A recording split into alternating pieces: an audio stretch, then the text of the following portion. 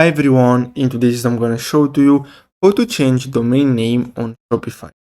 So the first step is to simply go to your settings, and after that you'll have to go to domains, and then here you can see your current domain. So I have this one here from Shopify, has my shopify.com in it, and if you want to change it you can simply click on buy new domain or connect existing domain. So if you already have one, you can simply click on connect, then you'll have to simply enter your domain name, and after that you'll have to simply click on next, then you'll have to connect based on what you use as your domain provider.